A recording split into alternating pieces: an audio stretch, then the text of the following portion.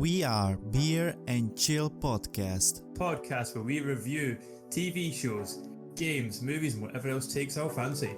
So what are you waiting for? If you're a cool kid like us, you're gonna listen to the Beer and Chill Podcast.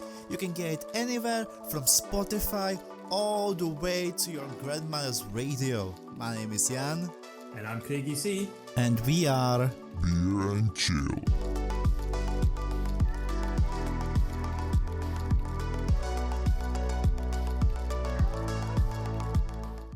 What's your favorite scary movie? They mostly come at night. Mostly. I am the devil, and I am here to do the devil's work. Your suffering will be legendary, even in hell.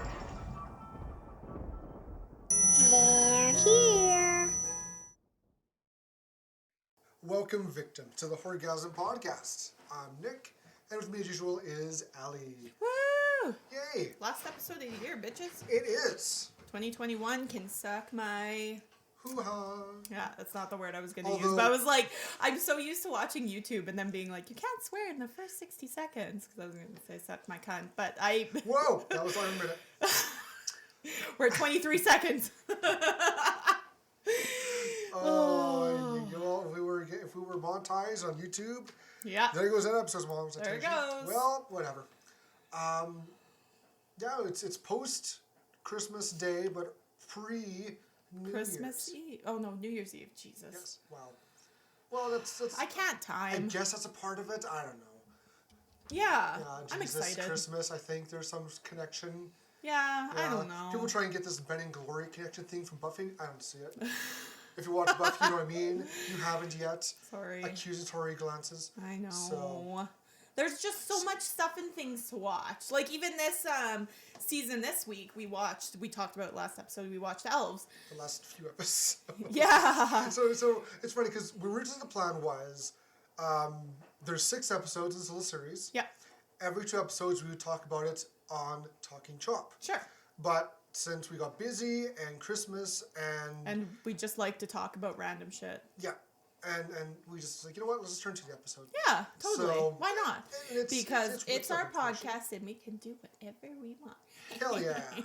Hell yeah. Yeah. No, but that's a hell yeah. Hell right there. yeah. Yeah, I'm saying hell yeah. You know what I'm saying? You know what I'm saying? Hell yeah. Oh, yeah. No, but there's just been so much out lately. Like, I hadn't been on Netflix because I've been, like, really sucked into video games the last few weeks. No. So I looked, and there's, like, a new season of Archer, which I finished. A new season of Agritsuko. A new Wasn't Archer good? Archer was really good. Yeah, it was a good send-off for Mallory. Oh, Vanessa Walters. Yes. Or Jessica Walters. Yes. I was so sad. And I was watching it, and I was like, didn't she pass away? And then at the end, I was like... Oh, yeah. Yeah, dedicated to Jessica Walters. I was like, no. And I watched Arrested Development. She was on that, too. Womp womp. But also, today we're recording a little late, but... They don't need to know that. No, whatever. When this drops, the first episode of the Book of Boba Fett is also out. Hell yeah. Which you've watched. I haven't watched it yet. Oh, it was good. Which, like, I knew it was going to be good. And what I like that they're doing now is they're taking elements from the old extended universe canon novels, Right. and throwing a little twist to them, which is fine. Totally. And making it into the new canon. Love it. Marks. They did that with Solo, which I loved. Yes. It was like, oh, Solo was dumb. I loved Solo. Solo was sadly troubled. You know, and I heard that from multiple people. They were like, if it wasn't a Star Wars movie, it would have been a good movie. No. If it wasn't for Ron Howard, it would have been a horrible movie. Really? Okay. Because it was all basically 90% filmed. Yeah. But then realized the Han Solo character wasn't right. Yeah. The actor did a fantastic job. Yes. I love the actor. Yes. He did a great job. I have nothing to say bad against him. I agree. But he changed, they reshot 80% of that movie again with Ron Howard, and you can see the difference. Okay. You can see, I've watched all his movies, not counting, what are some of his big numbers? I can't remember what it's called, or what they are. But I've learned to know how he operates. I've learned to see and recognize his filmmaking, his directing, and it's awesome. Yeah, They did awesome. such a good job, and they took from the books, from the old Han Solo trilogy books. Yep. Especially the first one. They explain how he gets the life debt from Chewie. Yep. Which was originally the old canon was he saved him from a encampment of Imperials. Sure. Chewie was a slave. Han broke him out. Han was also Imperial at the time. Yeah. Like he worked for the Empire. Right. Well, isn't that how the movie goes? Yes. Yeah. That's the thing. In the books, it's the same thing. Yep. He was Empire, then he ran to Chewbacca, saved him. They got out there, became smugglers, kind of pirates. Yep. Worked some jobs, and then they did the he won the Falcon from Lando. Yes. Playing Sabacc. Which happened in the movies. I only wish that they did the how he won it. Right. Think like poker. The poker, there's one perfect, foolproof hand, which is the royal flush. Yep. In Sabacc, there's two types. There's the full Sabacc, which is like the full, like the royal flush. Royal flush, yep. But there's the one thing that can beat it, which is the idiot's array. Okay. And that is super rare. That is near impossible to get unless you are either cheating. Yep. Which I think in Sabacc you couldn't really cheat. In the movie, they made a little cheating, which is fine. Yes. But there's the idiot's array is like almost like the dummy hand. Yep. It's so bad that it works. Yes. It's like having it's like literally the worst hand except for one card that makes it the perfect hand. Awesome. And that's what Han gets in the books to win it. I wish they'd had it in the movie, but I don't care. That's fine. That's totally fine. He still won it playing Sabacc. Yes. Close enough. Good. Yay. Also, they explained the Kessel Run in 12.6. Yes. And when they said that they're doing the Kessel Run, I was like, yes. And the Kessel Run is in the maw. They call it the yes. maelstrom. Yep. The maw is a bunch of black holes, and it's one big black hole. Whatever, that's fine. But it was right. Like he went because he's being chased by, I forget, pirates and Imperials or whatever. Yes. In the book and in the movie, he had to take because you have to take a certain route through all the black holes. Yep. You have to. That's the safest way. He said, "Fuck it, let's go my way," and he plotted his own course through it. Yes. In the movie, they had the droid do it, which yes. I loved. That worked totally. perfectly too. It was good. Yeah. It is horribly underrated because people are like, oh, it was during the sequel era. I was gonna say it was the what with all the Rey and all that right sort of after The Last Jedi, and people really didn't like that movie. Exactly. And so everybody wanted to shit on Star Wars. When Solo came out, they're like, oh, this is gonna be The Last Jedi, but worse. And people like to shit all over Star Wars because they like to gatekeep Star Wars for some reason. I was literally having this conversation last night. Yeah. Is that like, and the only frustrating thing is what Disney's doing, and this is going to be unpopular, with Star Wars and Marvel, I find, is they're inundating everybody with all these series, all these movies over and over. And it's starting to become overwhelming. And for me, it's losing the magic just a touch because there's so much. Always. There's Bad Batch. There's now Boba Fett. There's going to be Ahsoka. You know, they have a lot planned. Yes. But you know what? And I appreciate it. And I think it's super cool. But like, this is like totally unrelated. Well, related, but like, so I watch RuPaul's Drag Race. It's like my favorite show. Yep. So it used to be every 2 years you'd get a new season. Yes. Now there is constantly a season. So it goes from US to UK to Canada to Australia. Then it's All Stars. So there's constantly, like, the last season ended last week it was Canada's Drag Race. Next week, they start season 14 of US. So it loses that appeal of, like, you know, that build up, that excitement, like every 2 years, holy fuck, new season, so excited. And then it's like, well, there's just always something going on. I understand. And it's like, will I watch every single Star Wars series? Yes. But has it lost that tiny bit of magic? Also, yes. And I get it. Disney is a company. They want to make money. People love Star Wars right now. It's a huge thing. It's been huge since the 70s. Since the 70s. But it used to be few and far between. Yes. Right? Like, we didn't get a movie from, you know, George 70s Lucas, yeah. until It was only- 1999 or 1998. Yeah. You know what I mean? And I'm with, okay, I understand. Yeah. I'm going to throw my take on this. Tell me. So before, it was the original trilogy was every 2 years? 2-3 years? Yep. 4, 5, and 6. Then we had a good couple years wait until 1999. Yep. Then Lucas is like, okay, let's make more movies. Yep. He threw out 1, 2, and 3. Yep. With 2 years, Yep. 1 to 2 years space In between, yeah. Cool.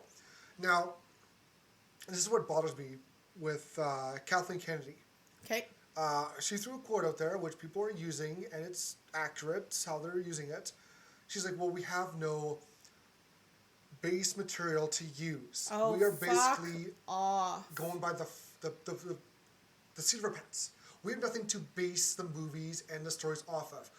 Bull fucking shit. They had 60 in-universe years Yes. of stories. Yes. And they're finally using it. Yeah. Because who took over? And he's doing a phenomenal job. Filoni? Yes. Yes. Yeah. He did the Bad Batch. He did the Yep. Clone Wars. Like, this guy gets it. Yes, He knows his and the shit. Clone Wars, awesome. Very, like, very I've good. watched the Clone Wars, and those kind of came out in between the lull between, like, Yeah. 1, 2, and 3, and then 6, 7, 8. No, 7, 8, 9. Yes. Because 7, 8, 9. Yeah. Yes. Classic too. Ew. By her I saying that totally shows, get what you're saying, yeah. By her saying that, she means she doesn't understand the full universe. Yes. Because when Disney took over, Yep. they bought Star Wars. They looked at the previous canon, Yeah. which was extensive. Yes. I have almost all the books. I love it. I'm sure you do. I do. It's I'd love to read them. I've never read a single Star Wars book. I know. I know there's like there's a hundreds. list. There's a way to go through it. Yes. I'll hook you up. So Nick walks into my house with a trench coat. Want to buy some books? I think you would have a big trench coat. There are a lot of books, and I have doubles. Yes. Anyways, but he went and took some of the old canon, Yes. and adapted to the new canon. Yeah. That's so much what Marvel's doing. They've taken the old comics, Right. and they're taking like the Infinity Wars. Yep. They took that, but made it modern through some twists. Yes. Left out some parts because it didn't make sense. Exactly. But it worked. Yes. I agree It worked. 100%. Right now, Marvel's doing the whole multiverse thing. Yes. It was kind of teased-ish in the second Spider-Man movie.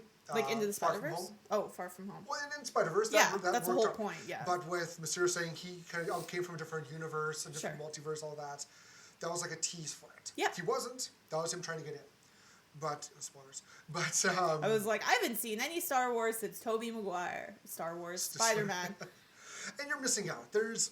The Amazing Spider-Man were good. You know, and because I want to see Far From Home, right? We've talked about this. And so I told my partner, I was like, I haven't seen any of them. And he's like, well, get watching because we're seeing it. Yeah. And all I've heard from everybody is how amazing it is. How it's the best. How it's better than Infinity Wars is all I've heard. As of this day, I loved Infinity Wars, though. Or an Infinity Gauntlet, whatever it was. Infinity Wars. I love the movie. Yep. It was a fantastic movie. It was a great I loved it, too. It was really good. Yeah. That was a very, very good movie. I think it's a little bit better than the No Way Home. Sure. Just because of the scope. Sure. It's bigger. Yeah, and it took like 11 years to make it. Yes, it had the build-up. It was so well done. And I'm not saying anything bad also about Spider-Man, No Way Home. That was a fantastic movie. I loved it. I think in the big picture, Infinity Wars was a bit better. Sure. Yeah, and that's totally, like, I haven't seen Spider-Man, so I can't. But with No Way Home, it did a great job with what it incorporated, what it did. It really established the multiverse, and it really set the tone for future... For the future for the movies. That's awesome. And what's going to Which is what they needed to do, right? Because so many actors are kind of done-ish, right? After Infinity Wars, they're kind of... With Hawkeye, with with the Disney Plus shows now, Hawkeye, Captain America, all of them, they're now setting up. Marvel is perfect and genius at setting things Yes. up. Yep. And keeping doors open for themselves. And keeping keeping the story going and teasing. This is what we're gonna do next. Yes. DC sucks at that. They are horrible, terrible. They should stop trying to just copy Marvel and just focus on the sole character movies. Yeah. Don't do the mashups. No. You can't do it. Nobody wanted Justice League. I'm not a DC fan. I'm not a fan. See, and I love DC, but I haven't seen any of the movies, so I feel like I shouldn't even be able to talk about it because I've heard all the movies suck. So I'm like, when there's so much media out there, why would I waste my time seeing something that isn't great? But like the only one I've seen the Suicide Squads, the two that were out. I've seen like the Birds of Prey, like those sort of ones. But I haven't seen any of the individual ones except Aquaman. Haven't seen Wonder Woman. Haven't seen Man of Steel. I love Man of Steel. That was the most accurate Superman movie I've seen yet. People will yell at me because they don't like it. I thought it was great. I love Man of Steel. Also, I'm gonna see the new Batman. Did you see the new trailer that dropped? I did not. Ooh. I'm gonna leave that one. I'm on the fence with Batman. Sure. I'm on the fence with new Batman because I was a very big Christian Bale Batman fan. That was good. That was really good. That trilogy. See, and I didn't like him as Batman. That's why I didn't watch them. I've never even seen the one with Bane. Because I didn't love it. I didn't like him. I thought the voice he did was so weird, and like I just was so over it. It was a lot better than the Poison Ivy, one they did in Batman and Robin. The Uma Thurman Poison Ivy? You didn't like it? Not her. She was good, but that Bane, that version of Bane. Oh, I was like, that was not Bane. Sure. That was terrible. It was. The Game Grumps make fun of Bane all the time. I know. I love it. And I don't know. I just, like, when I tell people that, they're like, you're not missing much. I'm like, okay. You know what you are, because of The Dark Knight. Yeah. I've seen Dark Knight. Oh, okay, then. With the Joker? Yes. Like Heath Ledger? Yeah. That's, again. Of course I've seen that. So I saw it in theater, and I cried almost the whole time. I was so scared. It was like... People aren't really like that, right, Dad? Well, that's because Joker always scared me. We're kind of going over and talking chop, but I'm really into this right now. The Joker always scared me because you don't actually know who he is. Like, really. You don't. And he does things just to watch the world burn. Yes. Like, in that movie, when it's like, I'm pretty sure it's that movie where he's got, like, a pile of money and just, like, sets fire to it or something. I cried because I'm like... it's so scary that doing things for no reason, and like we talk about it on the podcast quite a bit, is that like as human beings we want there to be a reason. As soon as somebody's murdered or killed or whatever, we want to know why. There's a reason. Why did it happen? Yeah. When people do it for no reason, that's scary because you can't control it. Right? Let's say somebody kills somebody else.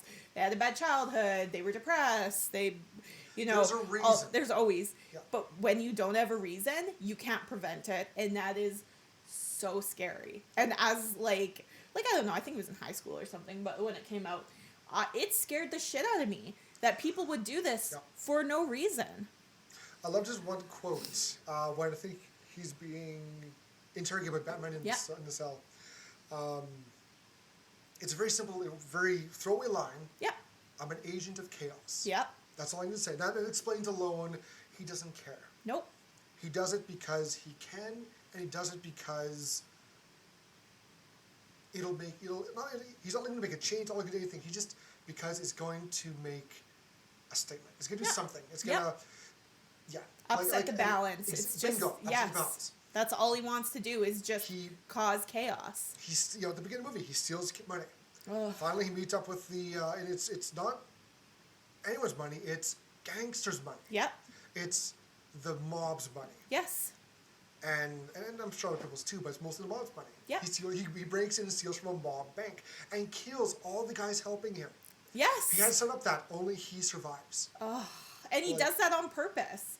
Yes. It's so scary. And like you said, he has a big pile of cash with the mob's Asian bank at the top. And he's dumping gasoline on it, and they're like, "What are you doing?" He's like, "It's okay. I'm just burning my half." And it's a huge, we're talking like millions of dollars. He just burns it. Yes. Because he's not about money. He's not about fame or anything like that. He just wants to cause shit. He is the ultimate shit disturber. And it's just, that is so scary to me. That is so scary. That's scarier than a monster that, you know, is just trying to protect its family or feed itself or something. That shit scares me. Yeah. And in the Joker movie, they kind of lose that. I haven't seen the Joker movie. Okay. They don't follow that. It's I've read about it. Okay. But it's just, and like, I get it. But again, this is so stupid and such a childish thing. But that's why I didn't see it. Yeah, it's because I knew that they were going to give him a reason. They were going to give him a backstory, and I don't give a fuck. I don't want that. No, that's why in the comics they have and I've heard it's like a 10 out of 10 movie. I have not seen it because I'm scared to lose that childish wonder of like something that so scared me. It's not a 10 out of 10 in my opinion. Okay. It's a good movie. Yeah.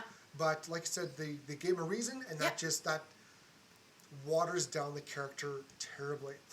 If I was to give it a score, I'd give it 2.5 out of 5 Horr-Gasms. Really? It's just the best part is the ending. Okay. Hands down, the best part of the movie is the ending because that's when he stops caring. That's when the Joker comes out. Other than that, though, it's a lot of Okay. A lot of I'm also not a big Joaquin Phoenix fan.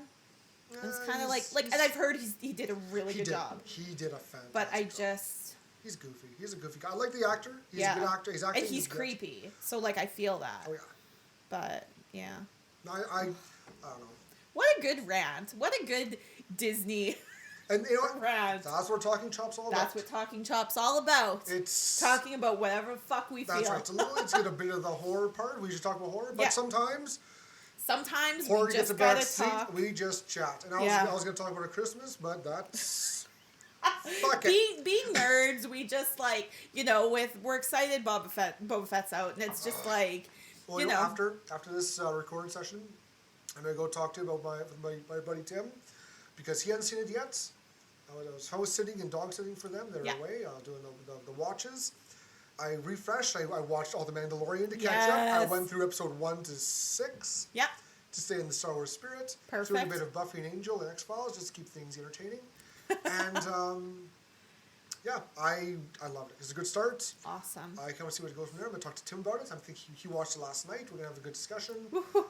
Oh, it's going to be good. And when you watch it, we're going to have the same discussion. You know I'm going to text you. Oh, we are. But this week, like we already said, we watched Elves or Nisser. Nisser. Yes. Yeah. We've been talking about it. Yes. We're finally going to talk about it. I can't wait. Let's fucking do it. Let's do it. Yeah. Altså, måske ikke for at spørge dem ind. Måske for at beskytte os andre.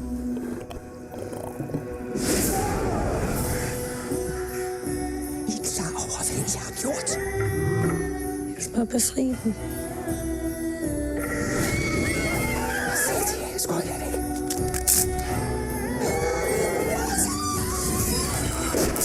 Det er dig, de går efter.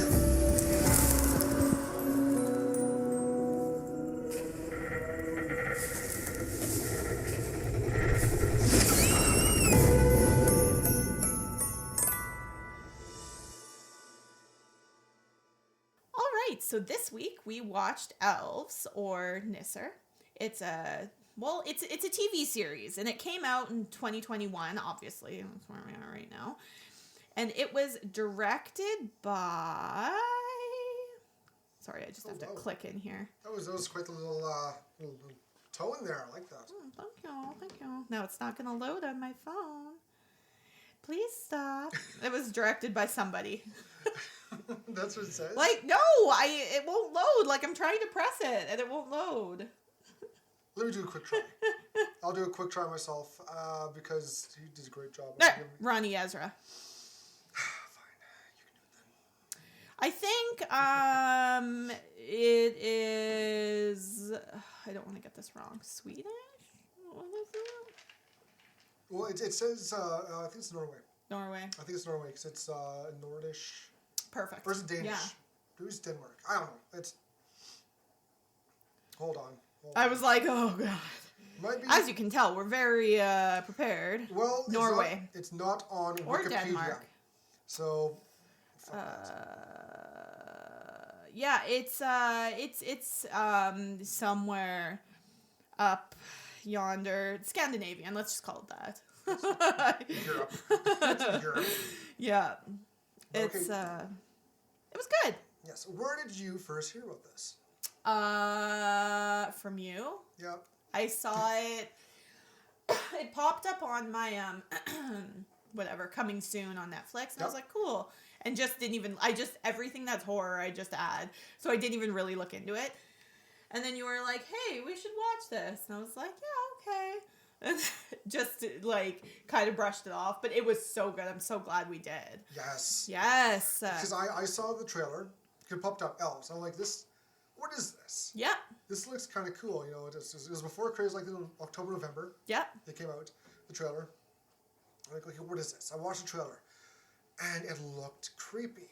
Yes. They're taking the Christmas theme and they made it creepy. I'm like, yes. okay, this looks interesting because it says elves. Yeah. You think, oh, cute little, you know, I thought it was more like the North Pole at first. So did I. You know, Santa and the elves go crazy. And it's set during Christmas time. Why has this not been done? Why have we seen a zombie outbreak of elves? Yes. On Christmas? Because that'd be, I'd see that. Something. That'd be cool. I want to see, like, the elves revolting.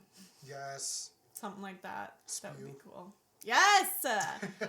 God, how many times are we going to talk about Harry Potter over the Christmas season? Oh, a lot. But no, like, it looked good. I got excited for it because they took elves, which, again, this is based in Europe. Yeah. So their version of elves are different than, you know, North America. Right. We hear elves, we think either Lord of the Rings. Yep. Pointy ears, nice little, you know, fairy, long-living, kind of... Elegant, beautiful, elegant, yeah. Individuals. Yeah. No. This is the kind of the more old-style version of elves, where they're tiny and a little misshapen. They have... They look like cone heads. Yeah, they have pointed heads. They have dark black eyes. Big, but like Kiku has like big, beautiful eyes. Aww. And when I first saw the little, because there's a little one. Yeah. Which is kind of little, not the star, but he's the main elf. Obviously, we talked about this as we're watching. They took some Baby Yoda themes from it and kind of added it. But it worked. You know, it worked. And when I saw that little design, I'm like, this reminds me of the one. Well, it's like not a character, but it's a story in the Berserk manga about this young little child born to a family who looked different. Yeah. He had a pointed head. He had dark black eyes, and people kind of compared him to an elf. Mm-hmm. So he left home, went to the forest to go find his people who thought they're elves. He found them. He didn't look quite the same though. They looked very different. And when they told him, you know, I think like the elf princess or queen, you know, told him, you know, you're welcome to stay, but you will be accepted. You'll be as accepted as you think here either. And he's like, well, I guess I'll go home. But he went back because time changed. Time went faster when he was there. But time was slowed down, but normal time went faster. Something like that. His parents were already dead. He went back home. And he cried and cried. And that was kind of the story. Which I think is, again, it goes back to European roots of something similar. Yes. But the design was similar. They took the designs off of European folklore. Yeah.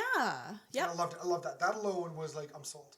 Yeah. I'm already excited for this because I want to see what they're going to do with it. Well, when you look up elves, like what I just did to look up where it was from, the European version of elves is different. They're like almost look like garden gnomes, basically. Yes. Yep. But like they've got the not even the pointed head, but they always wear pointed hats. So I like the idea of like, that's why they wear the pointed hats, is to hide their head. Well, you're talking about gnomes, and this is way off topic, but you remember the cartoon David the Gnome? Yes. Isn't that kind of similar? Although yes. Again, that's more European, you know, theme, but that's right. Gnomes are more mischievous than elves. Elves are more in nature, intuitive nature, which is what this is about. But yeah, like with that, maybe David had a nice pointy head. You never know. Never know. I love that show. That was a good show growing up. Yes. Swift as fox. I'm like, I want a fox now. Aww. There are no foxes in this movie. Or in the show. No, we don't see a lot of wildlife. We see a cat. And a dog, or not dog, the cat and cows. Yeah. That's why. It's also an island. Yeah, right. So there's not like, I mean, the wildlife is already there. Yeah. And this is a little preview for next week and the week after, next month. Going to be cult month, but there's also a bit of a cult feel to this movie. And I wish they would have. Okay, so this we'll just start off quick. So this is 6 like 15-minute or 20-ish minute episodes. Yeah, like it's short. Half hour, depending. They're short. They're about 24 minutes. Yeah. Yeah. So, and that includes an intro and an outro, right? Yes. So it's about 20 minutes. So they're quick, and I almost wish that they would have been either like 10 episodes or something. I really wanted them to explore the cult aspect of this. Yes. And it's not even a cult so much. It's more just like their way of life. Yeah. But it is very creepy. The one, I think it's the second episode. Second or third. Third episode. Because the first one, they find the establishment. Also, if you can hear weird banging, I have my bread machine on. Nice. It just beeps this one time. Yay, bread. Just a little insight into that. We're real humans over here making bread. It's a freezing cold day for bread making. Gotta keep warm somehow. But yes, the second episode. Third, I think it was the third. Okay. The third episode, because the second episode they find out the girl. Yes. Has the baby Kiku. Elf. Yeah. Kiku, and they have a meeting, and it's very culty. They're all in their own circle, and they're just talking about it. Yep. And they're discussing, and it's really well. It's very creepy. It's very well done, and it has the cult feel of it. It does. Everyone's in on it. Everyone knows what's going on, but the people who came to stay there for Christmas. Yep. The family, and it was great. And it's very like the I don't know what you'd call her, Karen. She's like she's just a Karen. She's a matriarch. Yeah, the matriarch of the island. Yeah, she's very much like, we keep you safe. We do this for you, so you have to do this for us. Yeah. And it's like... You know how we do things here. Yeah. You know our way is different. Our way is different, but we have to do it. This is a way of life. Yeah. She's very stuck on the way they do things. Yes, exactly. And any change is bad. And how they comes in, they do bad. And she lives with her granddaughter, Liv, who, Liv is like, has wanderlust because she's never left the island. Nope. And she asks her grandma all the time, like, what if I left? What don't you miss, Copenhagen, where you're from? And like all this stuff. And her grandma's like, nope, because this is where we belong. This is where you belong. Yeah, she's it's very... like, ooh. You stay. Yeah, exactly. Because this is your role. Like, we protect all these people. And if you leave... then you essentially kill them. She, I think, saw her granddaughter as the next in line to take over. Over. Absolutely. Her. And she was so obsessed with the role that she has taken on of protecting and guarding and keeping the balance. Yeah. That when she's gone, no one can really fill her shoes except her granddaughter, who she is basically almost not brainwashing, but filling her head with all this, you have to do this. But it is like brainwashing, I think, right? Which is where the cultism comes in.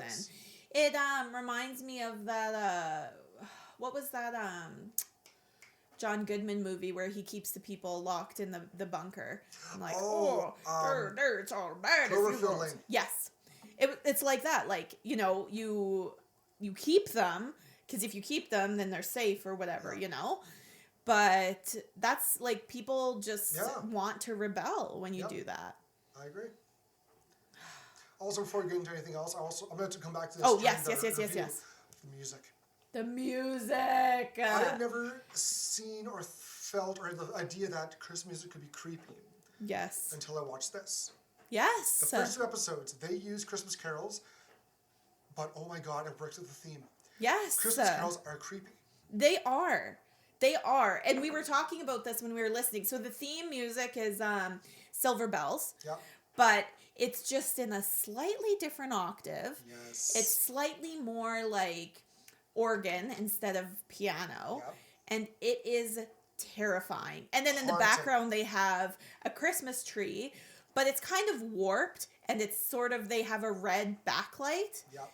And it is terrifying. Yep. And this is the thing, though, is that with Christmas music, like, you could sing the exact same lyrics and just have a slightly like different octave.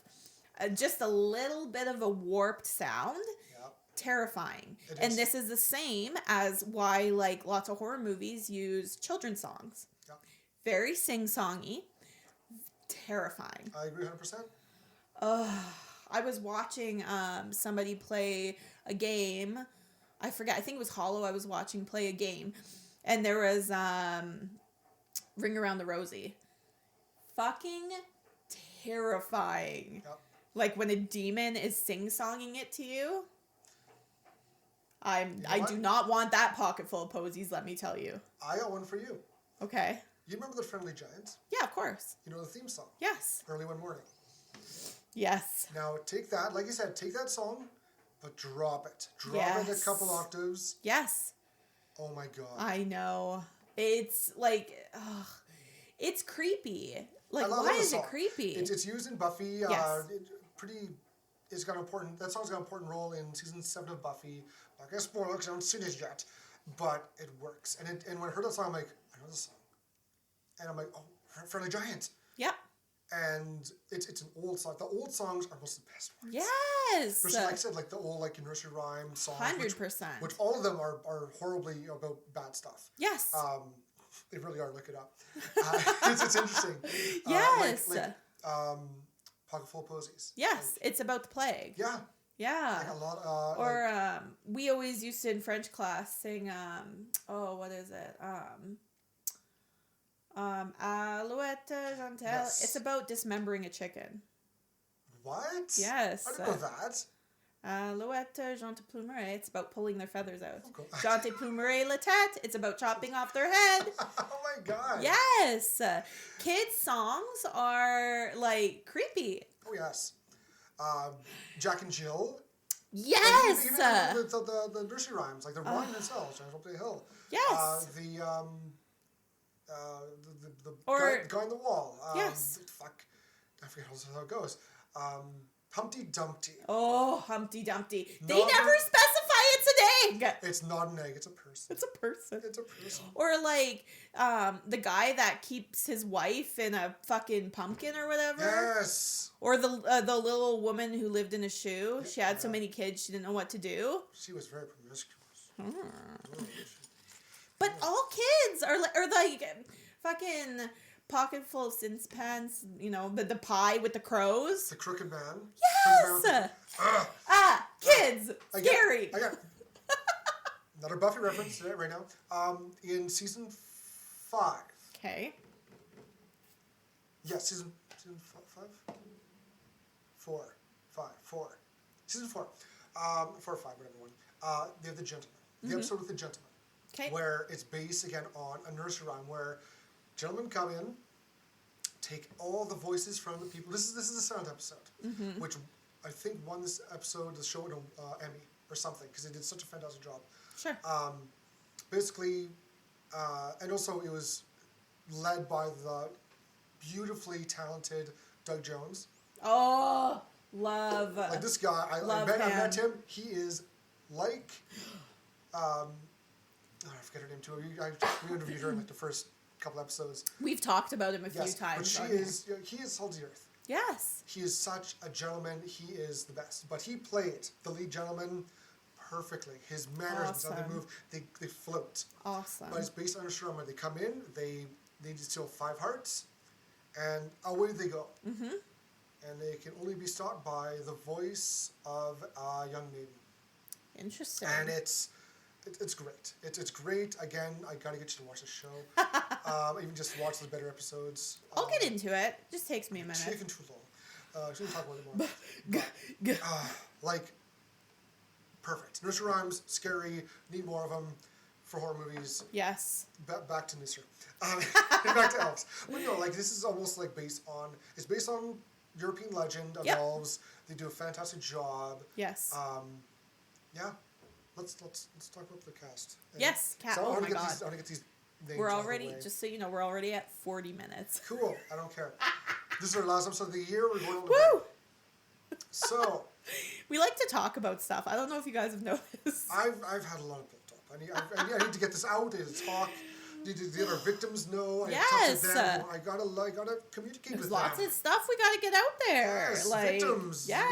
We love you. You're awesome. Please subscribe and listen, so I can have a reason to talk here. Besides Lana, which I love talking to you about this stuff. This is this idea that we can. I don't want to take credit because it's you. It's half. But my idea for this, I think I'd get this far. I really didn't. But I had someone to talk to this. Yes. It was going to be Tim, but because of work and your knowledge and research was phenomenal. But I'm so glad we did this because I can talk to someone about this. Yes. And really get into it. And you're one of the best people to talk to. So. Sure. Yes. And our victims get to listen to us banter back and forth. And always. Chat. And that's the best. And I'd love for more feedback. Totally. But whatever. They're listening. Thank you for listening. Yes. We're getting back to world numbers, which I'm happy. Ow. So, it's not the main deal, but people are listening. I'm happy with that because then I'm not just talking to you about my thoughts and feelings about things I like to watch, but everyone who listens. Yes. And whether they agree or disagree, I don't care. If they disagree with our thoughts, cool. Do it. Tell us why. Fine. We're ready. Yeah. If they agree, awesome. Let's talk more about it. Yeah. If you don't disagree, let's talk more about it and find out. Yes. But whatever. It's cast. So this lovely series stars. I hate these words. Vevelil. Sogard Holm. It's a tough one. She plays Liv, the young daughter. Yes. Great actress. And also, we watched this with dubbing, so we didn't have the original voices. Yeah. But I might do a rewatch and do. Yeah, I switched it off and listened a little bit because I like to listen to like get their voices, get the tone. Yeah. But it was good. Like obviously there's a lot more emotion and all that sort of stuff, right? Because they're actually acting it. But it like the dubbing is actually really well done. I thought the dubbing did a fantastic job. I agree, 100%. It can be so hit or miss. Yeah. But no, really, really well done. Yeah. Anne Eleonora Jorgensen plays Karen, the grandmother. Fucking Karen. Sonia Steen plays Josephine. The daughter. Yeah. Yes, sorry, Liv was the granddaughter. Yep. I'm getting them mixed up here. She did a great job. I love Sonia did a great job as the daughter. She did a fantastic job. Yeah, just the right amount of mischievous and caring and stupidness that all kids have. 13, 14. Yeah. Like she's the preteen. That middle-aged sort of years. She's just getting her independence, and I think she's. She wants to be treated as a grown-up, and her parents are like, "But you're still a child." Yes. No, I'm not. I'm full grown. Yeah. It's like, Pedro Thomas Peterson plays Mads, Josephine's father, who seemed kind of out of it the whole time. Poor guy. Yeah. The parents in this are the only part that I didn't super love. Yeah. But like they did, I don't know. They were written that way. Like it's not the actor's fault at all. They were just written to be fucking stupid. Yes, like they came to this island for Christmas because they had a little time together because they're so busy. Yeah. But you can tell that they're awkwardish. You know, it wasn't the mom's around. The dad's kind of he's trying a little too hard. Yeah. The mom's trying to. It's. Milo Campanile plays Casper, the brother. Yep. Here's our favorite. Rasmus Henrik plays Muller. Oh, I love Muller. Love Muller. I thought he was gonna. Well, no spoilers. I thought he was gonna bite it early. Yeah. But nope. He sticks it out for a while. Yeah, he's my favorite character in this whole thing. He's the gruff kind of enforcer. Yes. He's the one who's really doing all the maintenance on because we find out they're on an island and this huge area is fenced off, electrical fence, and he's the one who kind of he's in charge of that, makes repairs. Yeah, and you can tell they've done a lot of repairs on it, and he's in charge of the feeding. He brings the cows in and they get chomped on. No. Lila Nobel plays Charlotte, the mother. We have a bunch of actors and actresses playing the elves. I'm not going to list them because their names. And Lucas Loken plays Anders. Oh yeah. He's the apprentice to Muller. To Muller, he doesn't get very far. And Anna Katrine Sund plays Elizabeth. She's one of the village people. Oh yeah. And her Hosea husband. Sarqua John, I think, is also her boyfriend. Her husband or whatever. Yeah. So yeah. Yeah. That's the cast. It's a pretty small cast because they are on an island and they're just like a little cult. Just a little cult. Just a little one. Yeah, a little culty. But good cast. Really good acting. Yes, they all did. The actress who played Liv, she was a little. But I think it's also how it was written. Yeah. But she was a little stiff at first. I was gonna say she's a little wooden. A little wooden. Yeah. But as soon as she goes south, she loosens up. Yes. And does a lot better. Mm-hmm. Should we get into the plot? Yeah. Because this is already a long episode. So it's in 6 parts. So it's not on Wikipedia. Yeah. Maybe a little stress, anxiety jumped up, but I found someone else did a review of this. The review geek. I'm giving credit. Totally. Yeah. I am stealing your synopsis. Yeah. So deal with it. If you want to sue us, bring it on. The first episode of Elves begins with Cal being led out into the woods. Mm-hmm. It's almost. I'm gonna not go word by word because I'm gonna be a little more rough about this. So basically, they tie to a tree for a sacrifice. Yeah. Strange, startling creatures come rushing up and maul pieces off screen. That's the beginning. Mm-hmm. It's a good establishment. Shows how things are. There's stuff out there. Yeah. So it's Christmas time. We begin the series with a girl named Josephine. She's not thrilled with the prospect of Christmas break as her and her family are going to a remote island of Armanso. Armanso? I forgot how they pronounced it.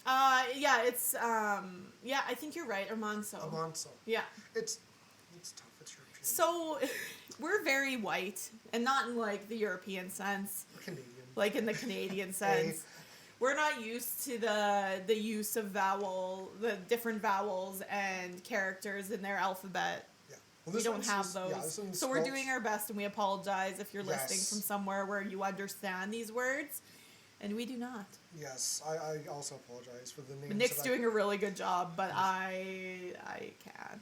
Yes. So we see him. They get take a ferry to the island on their van. Yep. We see him travel around. They ask, how do we get to this certain spot where they rented the house out for Christmas, and they're told follow the coastal road. Mm-hmm. They don't. Spoiler alert. They go through the woods. They're told don't go through the woods. They go through the woods. Yeah. And they hit something. They stop. They think it's a pothole. They see some black goo attached to the bumper. Mm-hmm. And at the same time, Muller and Arns show up. Arms. Anders, thank you. They show up and told him, piss off. You shouldn't be here. While they're talking, the little girl Josephine hops out. She investigates. And she sees all the goo. She sees some goo and sees something kind of she follows goo into towards the fence. Mm-hmm. And she sees something kind of rustling in the grass. Mm-hmm. And she sees it's like a little thing. And she gets called back. She doesn't see it yet.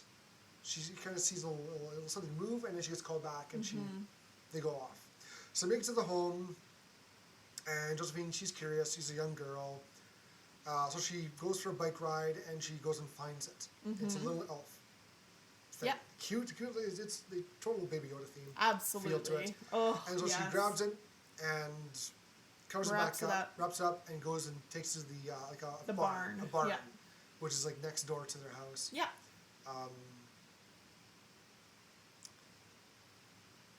They call her Joe. Okay, Jose. Well, Josie. Yeah. She gets a frost reception from her family. They too get a taste of their own medicine in town. Oh yeah, that's right. One of the islanders, Karen, implores them to stay on the coastal road next time and be vigilant. These warnings don't stop Josephine though. She seeks out in the middle of the night to get the little elf. And wraps up, takes it back home. And it hurts, and she tries to take care of it and make it feel better. And as she does that, there's an ominous roar from distance as she takes off. So the other elves know that the little one got snatched. Yeah. Baby snatch. Yeah, so The first episode's a good establishment. Dingo's got your baby. Oh, no. Oh, no. So, episode 2 begins with Josephine taking the strange creature to the abandoned barn. Dropping it gently in the tractor, the creature lets out a piercing shriek as Josie notices the same black goo on her hands. Mm-hmm. It's hurt. Yep. Meanwhile, birds begin leaving the forest in numbers. Ooh. Karen notices this and immediately expresses concerns. Yes. She tells Muller to fucked. sacrifice another one. Yeah. And Anna's like, not Bessie. She's a good one. It's like, don't name the fucking cows. Yeah. But how do you help it? Cows are just big dogs. Yeah, they're tasty. Oh, so tasty. But they don't even get to eat it. They drink the milk. Mm-hmm. Yeah, which is again delicious.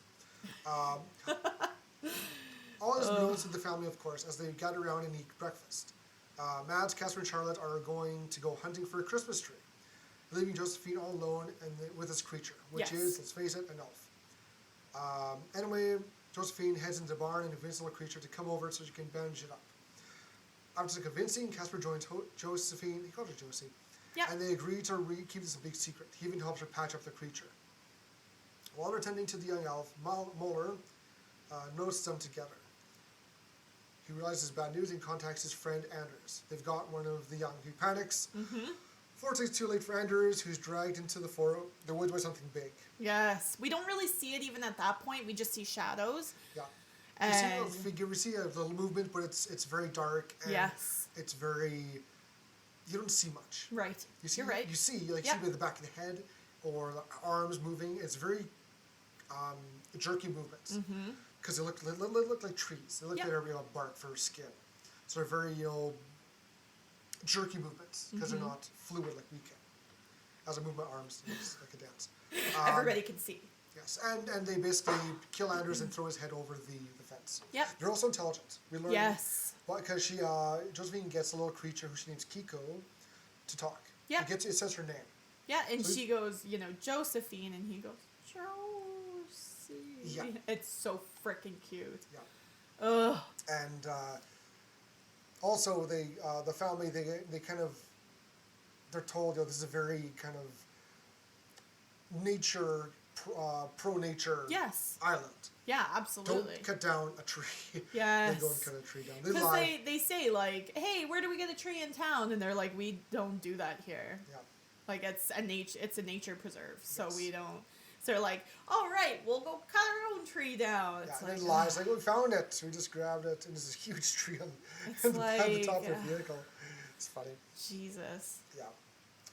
Episode 3 of Elves, the third episode begins with Muller returning home with grim news for Karen and Liv. Yeah. They've taken Anders, he says, showing off the severed head. I was just going to say, he just, shows the severed head. Well, he shows Karen, doesn't show Liv. Right, but Liv sees the blood, dripping down the truck. Yeah. I think she can put 2 and 2 together. She's a smart girl. Meanwhile, Casper and Jose head back to the workshop to feed the little elf. Also, when Charlotte and Casper go to town, Casper sees Liv and he's a little heart struck. He's like, he got some crushes, and as rough as these parents are, the mom was cool about it. She's like, you go do it. You go ask about. You have to get something. Oh, they had to get fuses, I think. Yes, I think he did something. Yeah. And yes, that's right. Yeah. And he goes and talks to her, and she has the mom has a little smirk, and she's like, aw. It's like, I go anywhere, but aw. It's cute. It is. It's good job, Mom. And he's probably, 16? Yeah. I'm guessing? Yeah, he's older. 16, 17-ish, Him and his sister, they argue, but they got a good bond. Yeah, they do. Yeah. It's like a brother-sister sort of thing, where they make fun of each other and harass each other, but they love each other. Yes. Yeah. Meanwhile, Casper and Jose go back to feed the little elf. The thing is, it's already eaten. Yes. A mutilated corpse of a cat proves as much. Still, that doesn't dissuade Josephine from cradling a little elf and showing affection for it. In fact, she decides to call it Kiko. Just a cute name. It's so cute. Because of his little coos. His little coos sound like Kiko. Yeah. It's so freaking cute. The more grown-up adult elves, they sound more like the woman from The Grudge. Yes. Which is creepy. Yes. And again, the first 3 episodes, though, they really ramp up the spooky, scary Christmas music, which works ridiculously well in this. Following a service for Anders, Karen heads over and arranges meetings with coffee for the family. Mm-hmm. Charlotte obviously jumps on this, believing it is a good opportunity to meet the townsfolk. She's also very not educated. She's entitled. She has a very entitled look. I think she's better than people. Yes. She's not. She is not. Josephine wants to stay home with Kiko, but they force her to go. Yeah. Over at Karen's house, Josephine broaches the subject of the forest. Why are the woods fenced off? She eventually asks. Karen mentioned there was a terrible accident out in the sawmill where chemicals were released upon the land. Off the back of that, they decide it's best to fence the place up and keep visitors away. That's a good cover story. Yeah. But as we know, there's more going on here than we're being told. Josephine excuses herself to use the bathroom and finds strange skulls, bits of wood, and a radio inside one of the rooms upstairs. She hides when Karen arrives and speaks to Muller. Mm-hmm. He searched the barn and doesn't seem to have found anything. Oh, bullshit. Whatever. Basically, Muller sees Josephine with Kiko. Yeah. He's like, crap. And he goes reports it back to Karen. And she's going to kind of stall him while Muller goes and grabs it. Yes. Spooked, Josephine rushes back to the coast, up the coast to the barn. Unfortunately, Muller blindsides her and grabs Kiko, bundling in a sack and taking off. While this is going on, Liv takes Casper's side and reveals that the Islanders know about the woodland elf they're keeping in the barn. Yeah, she tells them because he's crushing her and she's like, "Aw, there's a boy here that's my age that likes me." I think she may have liked Anders, but absolutely, yeah. He died. So Rip. So you're single. Hey. Hey. She also tells them that these elves are being kept behind the fence, and they've killed people in the past. Yes. At the end, Josephine watches as Kiko is taken onto the woods. However, that didn't stop her, and she basically sneaks into the fence as well. There's a break in there. She crawls through. Because she's small. Yeah. She's slight. And now she's in the forest as Muller locks the gate. Dun, dun, dun. Yeah. I think she goes into... No, I think she goes through. I forget. She gets in somehow. Yeah. I think it's a breaking the fence. I'm sure it is. You know, the episode actually cut off while it was showing it, and then the next episode starts and she's wandering through. I'm like, okay. Yeah. So I can't even confirm or deny. Well, she's in there. She's in. She gets in. And it's locked. Yes. The fourth episode of Elves begins in the woods. Josephine heads out into the dark unknown, trying to find Kiko. And this girl she's got the oblivious... Yes. Like she thinks that Kiko's cute. They're all nice and cute. Yes, she thinks that Kiko is like what the elf is. Yes. Like those are what the elves are. Yeah. She doesn't know that it's a baby. Yes. Or she doesn't, if it's a baby, it's not going to get much bigger. Yeah. It's cute. It's like when people get pigs and they're like, oh, it's so cute and he's a miniature. And then a year later they have a fucking potbelly pig walking around their house. Yeah. Like, come on, guys. Do your research. That's right. In her absence, Casper reveals all and admits that they were keeping an elf in the barn. They get mad at Casper. And Casper feels bad. Charlotte and Mags are annoyed, believing it all to be one big joke. Eventually, the family drive up to the fence and find Josephine's bike. Casper is tasked with heading over to Karen's and asking for a key, while Charlotte and Mads stay at the site looking for clues. Behind the fence, Josephine finds herself stalked by a much larger elf. In fact, she hides out at the abandoned sawmill, eventually turning the machines on to thwart the threat and kill one of the larger elves. Yes. It was an accident. Yeah. She hides 100%. It was. She hides in like the old log mill. She hides in a locker. Yeah. And she sees the elf, stalking her walk by, and she can tell it's not cute and small. It's big and spooky and got big, sharp, pointy teeth. Yeah. And skin looks like bark, a little fur, a little hair on it.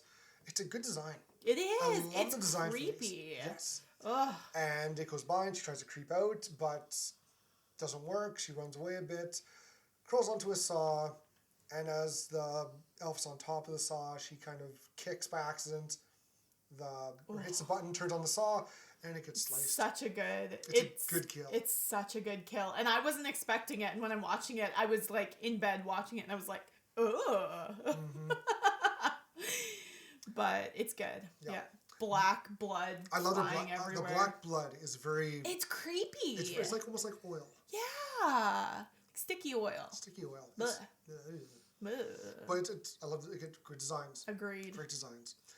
Meanwhile, Mulder arrives at the fence as Madge and Charlotte plead with him to open it up. Yep. Fortunately, he refuses to do so. That is until Madge grabs his gun. Oh, guns. The turning shot hits the conductors, which drops the power to the fence completely. Dun, dun, dun. Charlotte uses Mulder's key to unlock the door and heads inside. This incident is made all the more frustrating as Liv manages to pinch her mother's keys and sets off to the fence with Casper. Yeah. Anyway, it was trouble already. Charlotte eventually catches up with her daughter, who manages to find the way back, courtesy of her returning Kiko. Yeah. Which, for being a vicious creature, it understands that she was trying to be nice and kind to it, and it helps her out. Exactly. It's a nice guy. The trouble is, Charlotte starts kicking dirt and mud at the small elf, demanding it leave. She ignores Josephine's pleas and takes off with her daughter to the other side of the fence. The trouble is, the whole army of elves begin to close in. Mm-hmm. When they realize the fence is electrified, they start banging against it, trying to break free. And they do. Yay! Yeah. And I understand Josephine's plea, being a dumb little girl. Yeah. They're trapped in there. They should be free. But she's ignorant. She doesn't know what this She doesn't get it, yeah. No. She's just, no, they shouldn't be tied up and they should be... she's very disillusioned. She's believing in the whole fantasy part, not the reality. Yeah. And I'd love to think that, because I even said that when we're watching, I'm like, I wish, they could just be friends with them. Like, obviously you can befriend them when they're small and blah, blah, blah. And you're like, no, they're too vicious. And it's like, you're right. But the romantic in me wants to think that we can all be friends, right? And then she's young. And she absolutely. And that's 100% her view. It's cute, it's small, it's nice, it needs her protection. Yes, yep. It really doesn't. No.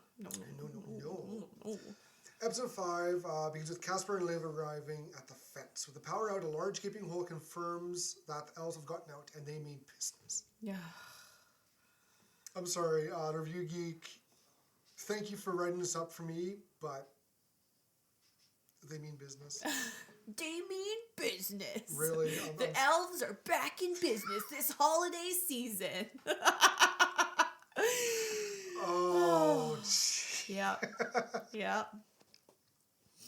It's Christmas Eve. The elves are out, and they are not messing around. Where are your children? Santa's on vacation. The elves are out to play. And by play, they mean to kill you. They mean business. Oh. It's almost like Gremlins. Yes. It's such a Gremlins feel. This had such a Gremlins feel to me. Kiko's Mowgli, or Mogwai. Yep. She's Gizmo. The Mogwai, yeah. And all the other, the Gremlins that it becomes are the grown-up elves. Yeah, I agree. Oh, I saw that now. I like it. The whole time I was like, this is I didn't. Gremlins. And you know what? Gremlins is a Christmas movie too, so. I just watched it. It was on TV. It was on TV? Yeah. It was on TV, but I could have watched it on TV. I love Gremlins. Isn't it good? Rumor is, this is a little talking shop, poke shop, there's going to be a third one. Third one's in the works. Oh. Now, it might be a Netflix special, it might be a movie, I don't know. Either Take way, what I can get. Give me some Gizmo, give me some Gremlins. Yes. And you know what? Keep it in the comedic tone of the second one. Yeah, absolutely. The first one was more goofy, but had a very straight, scary feel to it with the Gremlins. Yes. Second one, they went more goofy. Still dangerous, but not really scary, just goofy. Yeah. But that worked. That worked for me. Mm-hmm. I agree. So, whatever. Meanwhile, back to business here. No, because we mean business. We mean business too. Both families gather at Mulder's place, where the farmer finds himself wrestling with a nasty injury. When did this happen? I'm pulling a blank on that. Sorry? Where the farmer finds himself with a nasty injury. Oh, right, he fell into a bear trap. Yes, I forgot about that. Yes. Which, Mulder's he's a badass. It doesn't stop him. Yeah, he keeps walking. Yeah, he's tough. The nasty injury, he's running after. After having run in with the bear trap last episode, he's running to walk. Yes. He gets over it pretty quick. Karen berates the others over what they've done, deciding that they need to try and fix the fence. Mm-hmm. She's right. They also need to find Casper and Liv too. Going on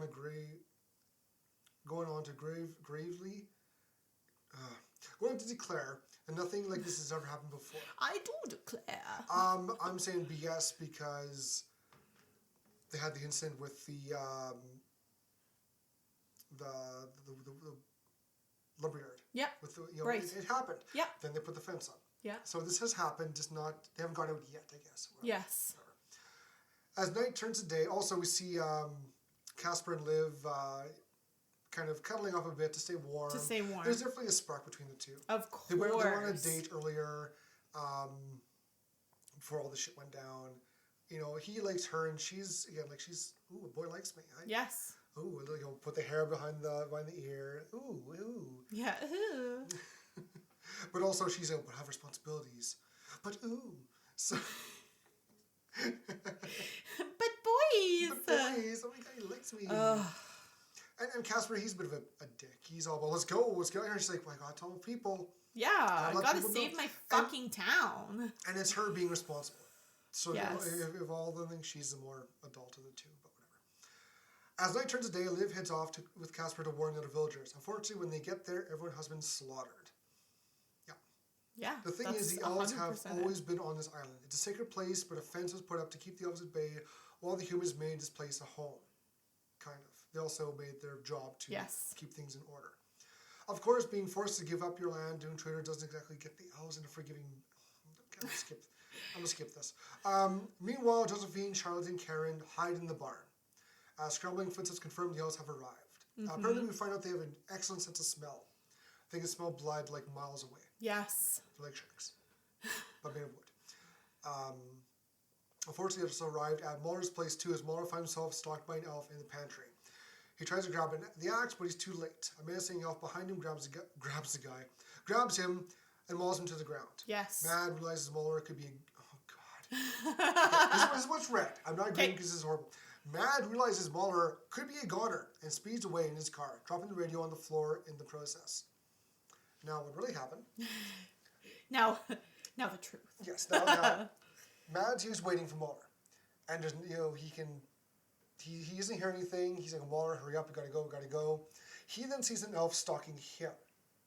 It's attracted by the vehicle. He gets in, and the passenger door's open, and he's trying to kind of grab the radio because his wife's trying to call him. And eventually, he's also waiting for trying to go. He goes, come on, Muller, come on. But as soon as he sees the elf is too close, he just takes off. The radio flies out of the door. Yep. He leaves Muller. And that's how that ends. And you're like, no! It doesn't drop on the floor. It falls outside the vehicle. Yeah. Oh, Review Geek, you're neat work. When Karen learns what Josephine has done, because she's saying it's my fault. And her mom's like, being the mom, it's not your fault. It's just happenstance. It would have happened regardless. No. Karen tells her, no, this is entirely your fault. And also, Josephine tells her what happened at the log mill. She kills the elf. Yeah. And she's like, what happened there? You're not telling me everything. Yes. And she's like, well, there was an accident. She's like, I didn't mean to. And then Josie's like, is it all my fault? And Karen's like, yup. 100%. All you. You fucked up. And she's like, but you can fix it. Yeah. And she tells her, you can fix it. Yeah, you can fix it. And also her mom gets, she kind of gets a little rough with her. And Josephine being in the defiant age, she's like, I'm out of here, Mom. She has more of a defiant look, kind of a rebellious, Yes, exactly. I can't believe you did that, Mom. And so Charlotte, Karen hops in the vehicle with Josephine. Yes. And Charlotte, the mom, she's lagging behind, and they just take off. Yeah. they take off. And so but Josie's screaming like, Mom, and Karen's like, she tried to stop us. Like, who was there in the barn helping, and yes. She's like, okay. Yeah, Karen's pretty good at convincing people. She's made the whole community kind of go for it, and that's her role. She's leader, so she's leading. Yes. And she thinks to solve this is sacrifice. Yay! And that's the last episode 6 of Elves. So we begin with Josephine awakening in the woods. She was chloroformed, she was knocked out, now she's chained by the neck, same as the cow. Yay! In the woods. Karen stands ominously over her as she becomes apparent she's being used as a sacrificial lamb. And a quote here, "You have brought chaos, we have to restore the balance." And she's right to a point. To a point. Yeah, she's right, but how far are we going to go with this balance? And yes. Are they always going to accept this girl as the balance? Yeah. Because I'm sure Kiko, if he showed up and talked to them, they understand she didn't try to hurt, she was trying to take care. Yeah. But she was just trying to Karen save doesn't you. get that. Meanwhile, a bloodstained Muller. Muller's alive. He climbs out of the house. He's still alive, and he decided to help the family bring back Josephine. Also, we see Casper and Liv show up at the house. They go try and contact using the radio, and the wires are pulled out. They try and fix it. Doesn't work. And she's like, "Oh, yeah." And he's like, "Well, who would have done this?" And she's like, "My grandma." Yeah. Damn it. And they find Muller, and Liv is very happy to see him. I think he's like, because her parents died at the log mill. Yeah. And her grandma took care of her. I think she saw Muller as like a father figure. He's looked out for her ever since. Exactly. Yes. Like, yeah. And they're so cute together. Like, oh. Casper and Liv? No, Muller and Liv. Yes. Like, and they're also, just adorable. When they, on their first little date, Casper asked her, "Well, do you ever thought of coming off the island?" She's like, "Nope, my place is here." Mm-hmm. And Casper kind of puts a seed in her head saying, "Hey, why not do something else? Yeah. You don't have to be here." And that plays in later on. Also, we find out that from Karen that they're a herd animal. Mm-hmm. Meaning, yes. if one goes somewhere, the rest follow. Yeah. This is a big deal later on. Meanwhile, he knows where Karen has taken her and he sacrificed a cow at that spot beforehand. So basically, Casper, Liv, and Muller hop in a vehicle, head to the fence.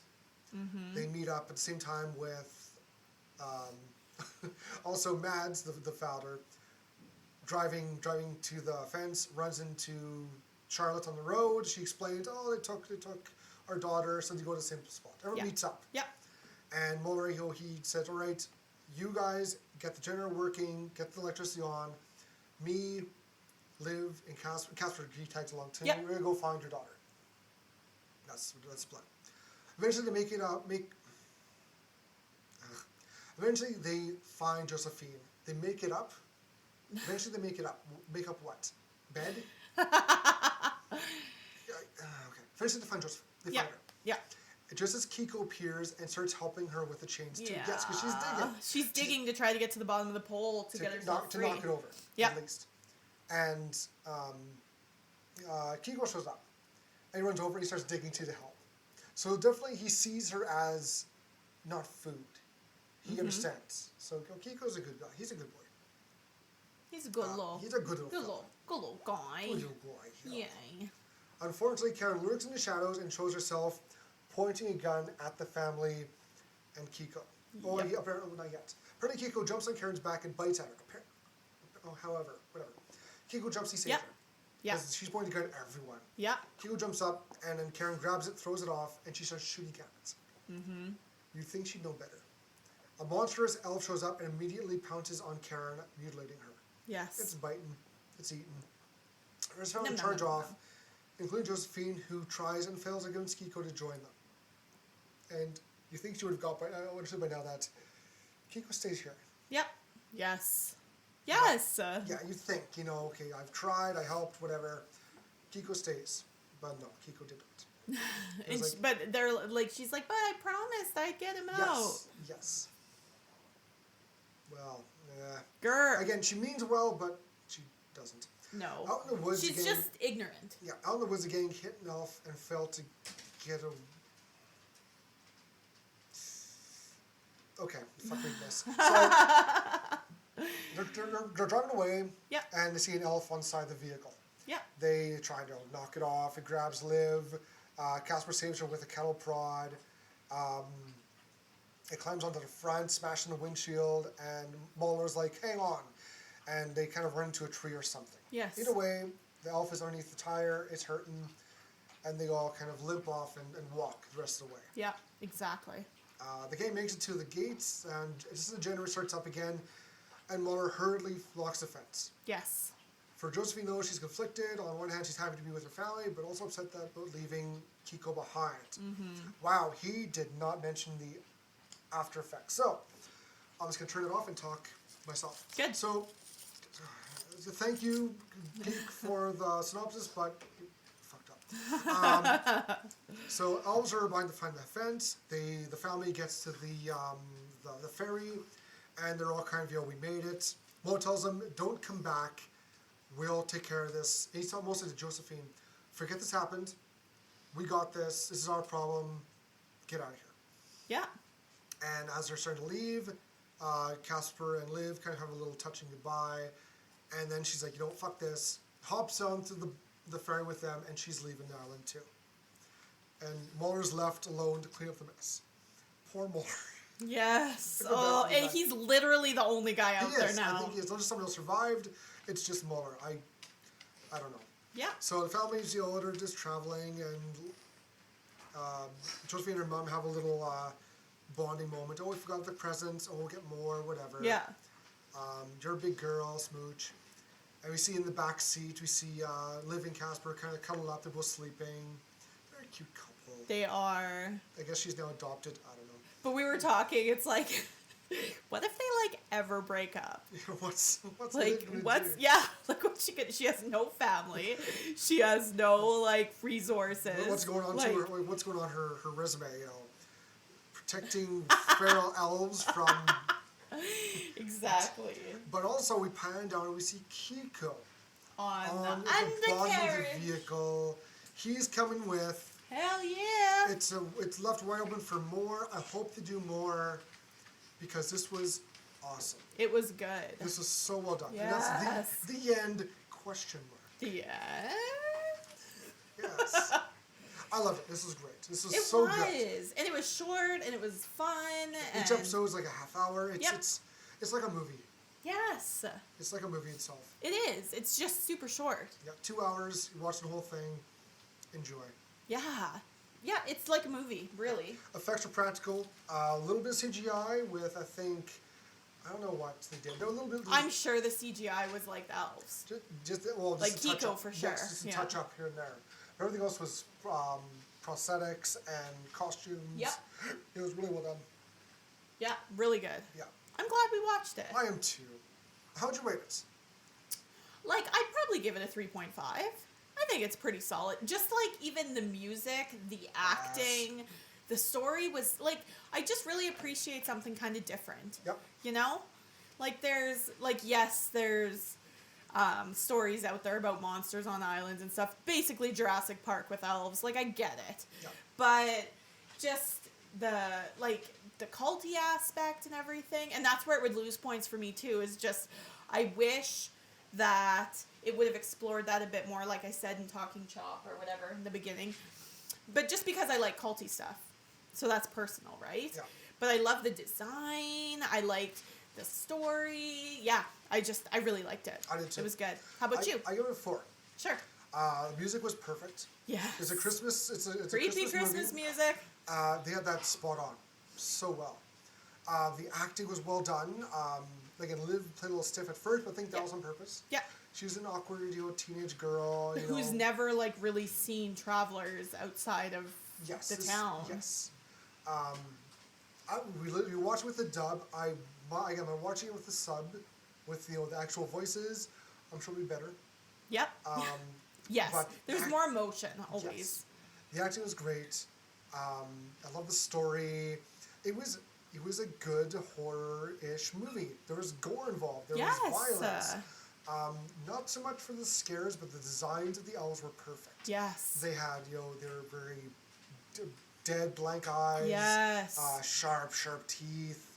The movement was fantastic. The sounds were really good. Mm-hmm. Iceland Island, they did a lot of things right. Yes.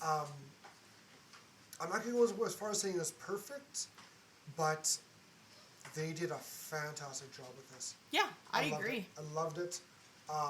More like this. Yes. More international TV shows and movies. Like, Netflix is finally getting more into it. Yes. And I just, like, I'm so happy because there's so many good ones out there. Especially horror. Yes, like we had Squid Game. Yeah. From Korea, which is great. And now they've got like an influx of Korean shows on Netflix, and I'm so freaking excited. Because you'd have to like really go down a rabbit hole to find anything. And I'm pretty sure when Elves dropped, it was number 1. It was in the top 10 at least. Yes, it so sure I hope was. It did really good. I hope it really did well enough that they have a sequel planned. Yes. Or something, or a continuation, because I want to see what happens now. Yeah. Keiko's come with them to the mainland, to Europe, and the Elves are going to follow. Some way, somehow. Yep. They're going to make their way after little Woo! Keiko. The Elves are learning to swim. And I could see more this showing up. summer. Exclusively to Netflix. The Elves learn to swim. Coming soon. The Elves are back in town. And this time... For the business they never finish.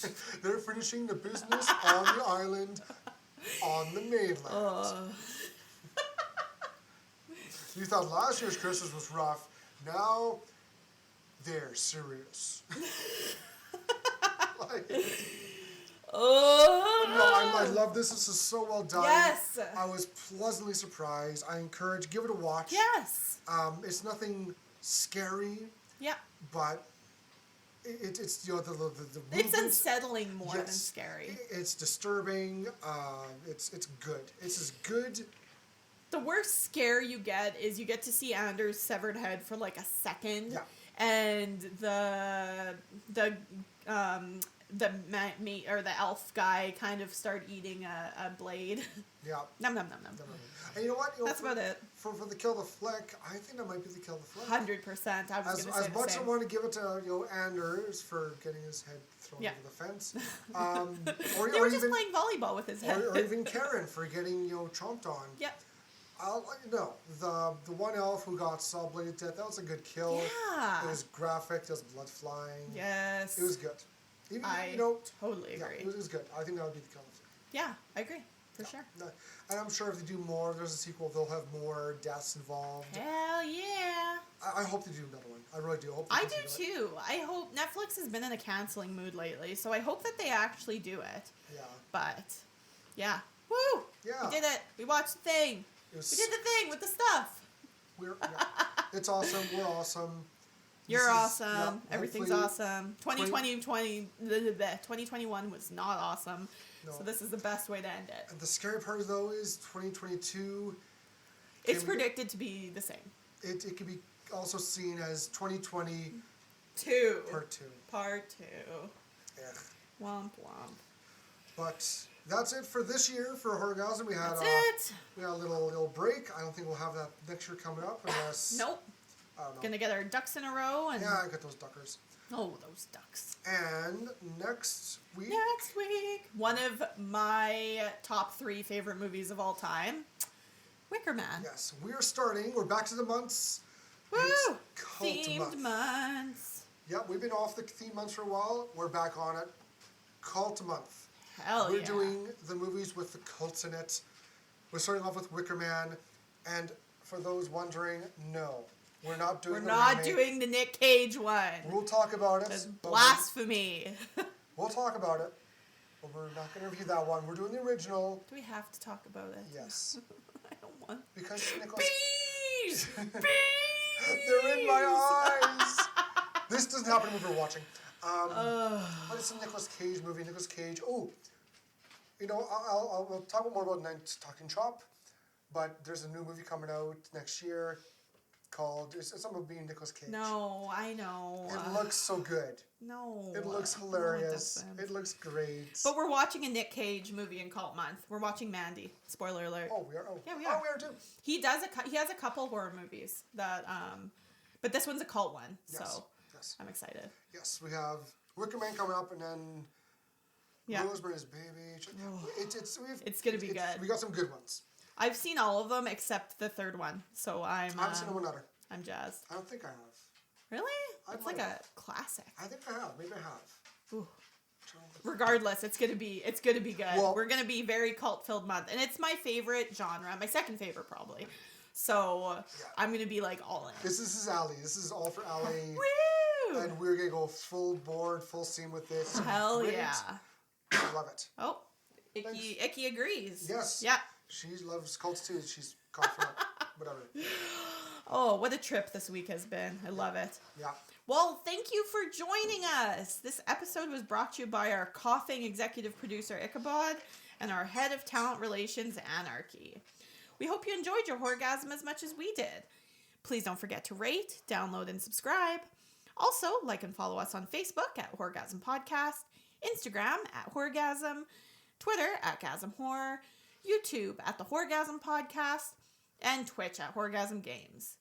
If you have a movie you'd like us to review, this is the best way to let us know. We hope to see you again next week and next year, because we have such sights to show you. Plenty of Horr-Gasms for you to experience. Bye! See ya.